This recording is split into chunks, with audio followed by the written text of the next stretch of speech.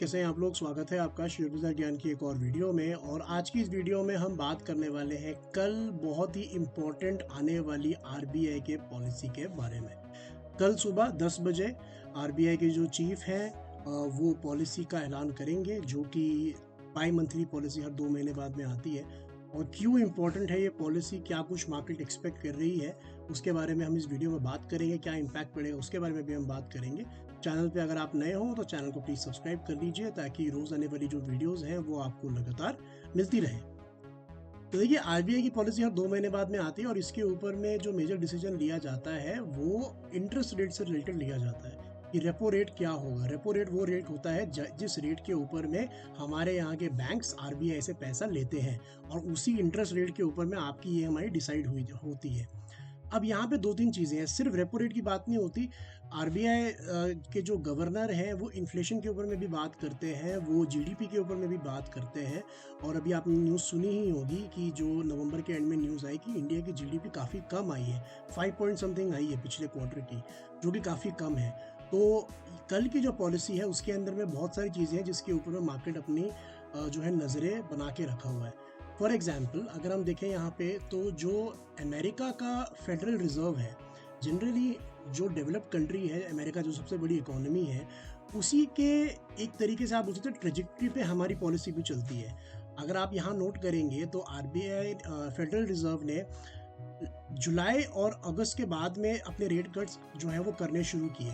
और जो federal reserve का जो इंटरेस्ट रेट था वो एक टाइम के ऊपर में दैट वाज 5.5%, जो कि अब घट के 4.75%, यानी कि 75 बेसिस पॉइंट वो काट चुके हैं पिछले 3 महीने के अंदर में। उससे क्या होता है कि जो इकोनॉमी है उसको एक बूस्ट मिलता है।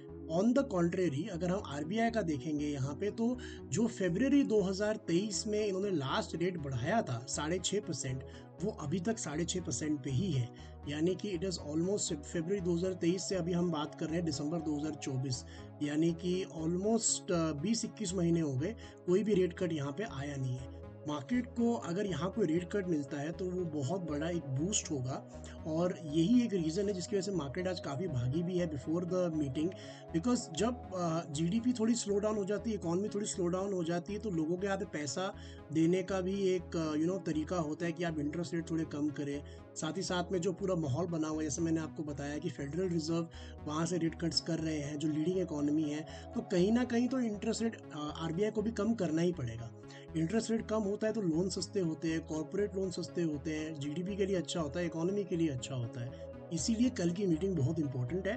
और कल सुबह 10 बजे एक बड़ा मूव आएगा मार्केट के अंदर में। और सिर्फ डिसीजन पे ही नहीं आएगा, 10 बजे तो डिसीजन आता है, 10 बजे के बाद में जो आरबीआई गवर्नर है वो अपनी कमेंट्री भी देते हैं regarding the economy, regarding the inflation, regarding the theme of the policy, dovish है या फिर एग्रेसिव है, इन सब चीज़ों के बारे में बात होती है। तो उस कमेंट्री के ऊपर में भी मार्केट का बहुत ज़्यादा नज़र होगा। So we have to look forward to tomorrow's market. बात करें अगर हम फिलहाल जो हमारे निफ्टी की है, तो एक पुल बैक रैली के अंदर में निफ्टी डेफिनेटली चल रहा है यहाँ पे। और आज बहुत इंपॉर्टेंट लेवल्स जो हैं 24,550 के वो मार्केट ने निकाले हैं, एंड इट्स हेडिंग टूवर्ड्स 25,000। और कल की अगर मीटिंग के अंदर में कोई अच्छी खबर आ जाती है तो डेफिनेटली इस रैली को और ज़्यादा मूव मिलेगा और ज़्यादा यहाँ पे पुश मिलेगा।